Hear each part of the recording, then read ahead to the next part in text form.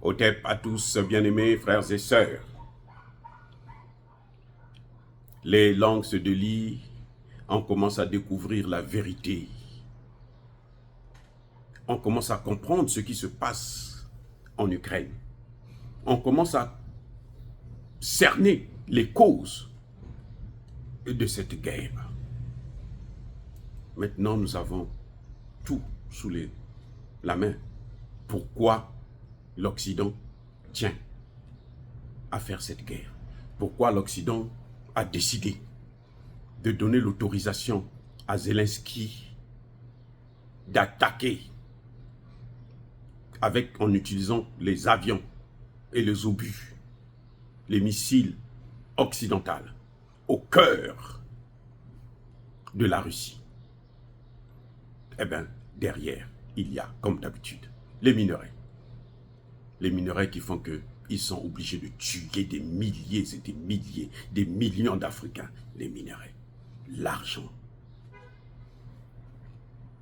Le sénateur Lindsey Graham, il a tout dit.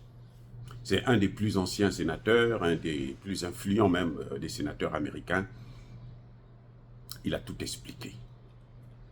Pourquoi il faut faire cette guerre? Parce qu'ils ne veulent pas céder à la Russie et à la Chine les richesses de l'Ukraine. Mais il n'a pas tout dit. On pense qu'il a tout dit, en réalité il n'a pas tout dit, il n'a presque rien dit. Ce n'est pas les réalités, les richesses de l'Ukraine. Parce qu'il vous dit que l'Ukraine a, en matière de minerais, des réserves de près de 12 000 milliards de dollars. 12 000 milliards de dollars. Le budget de l'armée américaine seulement, chaque année, là, c'est près de 850 milliards de dollars. Donc, un peu moins d'1 milliard de dollars. Donc, c'est de l'argent, seulement pour l'armée. Hein. Seulement pour l'armée. Le budget américain, il est explosif. Donc, les Américains ne peuvent pas faire une guerre pour 12 000 milliards seulement. Puisque pour l'armée, ils dépensent déjà près de 1000 milliards. Donc, en 12 ans, ils ont ce budget-là. Ou en 15 ans, ils ont ce budget. Pour l'armée seulement. Maintenant, si on compte l'ensemble du budget américain, vous imaginez combien ça fait. Alors, ce sénateur vous dit quoi? Il dit que dans le sous-sol ukrainien, il y a environ 10 000 à 12 000 milliards de dollars de minerais qui dorment. Et il dit, nous ne voulons pas que ces minerais-là, cette richesse-là, tombe dans les mains de la Russie et que la Russie puisse partager ça avec la Chine. Et il précise, mais l'Ukraine, là, peut devenir le pays le plus riche de l'Europe avec 12 000 milliards de minerais. Vous croyez à ça? Vous croyez à ça? Non, c'est faux. En fait, il ne parle pas des minerais de l'Ukraine, il parle des minerais de la Russie. Vous comprenez?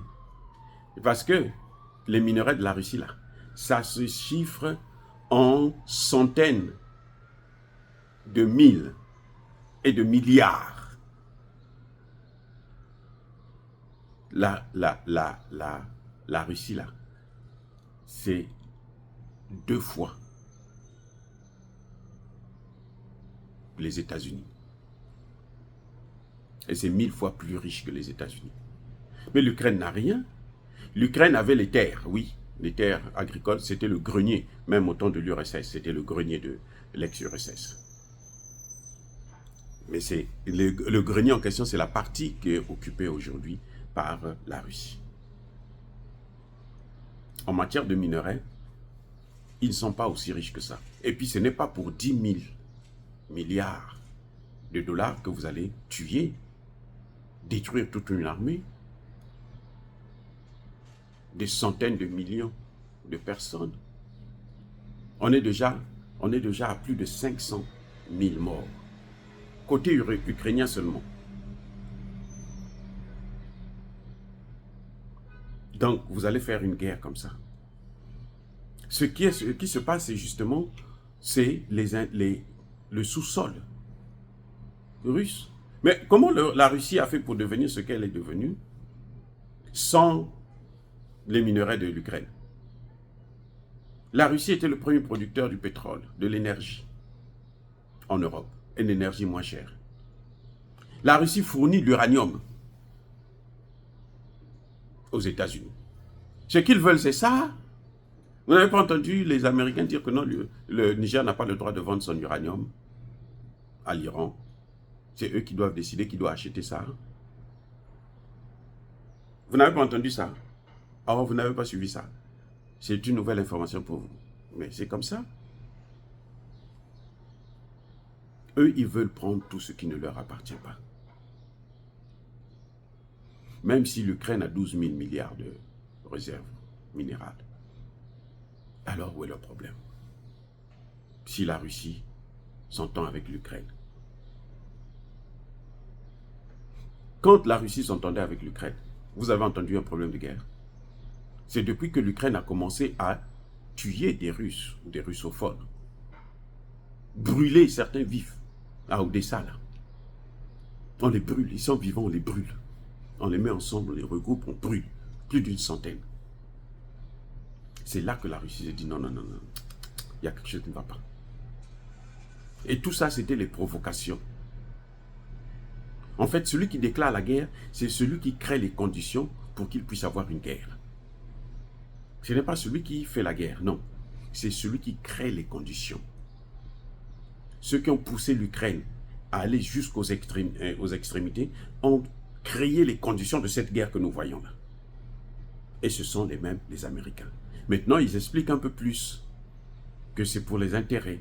Mais ce n'est pas pour les intérêts en Ukraine. Non, c'est les intérêts en Russie. C'est pour mener la guerre économique contre la Chine. Parce que la Chine est en train de monter tellement. La Chine a pris la première place. La Banque mondiale le dit. La Chine est devenue la première puissance économique. Après elle, maintenant, il y a les États-Unis. Après les États-Unis, vous avez l'Inde. Après l'Inde, vous avez la Russie. La Russie a dépassé l'Allemagne et le Japon. La Russie est devenue la 4e puissance économique mondiale. D'après les statistiques de la Banque mondiale. Et la place de l'Inde, des États-Unis, là, s'ils ne font pas attention, ils vont d'ici quelques années être dépassés par l'Inde. L'Inde est en train de vouloir prendre la 2e place. C'est pour ça qu'ils sont en train de faire toutes ces guerres. Et ils ne comprennent pas que c'est parce qu'ils font des guerres partout que leur économie est en train de chuter. Mais c'est ça le problème. Vous faites des guerres partout. Mais, et maintenant, ils sont en train de perdre les guerres en question. Qu'est-ce que ça fait? C'est votre économie qui va prendre un coup. Vous avez déjà vu, c'est le premier pays au monde, le seul d'ailleurs, qui a un budget de 850 milliards de dollars. Ça dépasse l'ensemble du budget des 10 pays qui viennent après les États-Unis en matière d'armement. Vous voyez un peu. Donc, et maintenant, ça ne marche plus.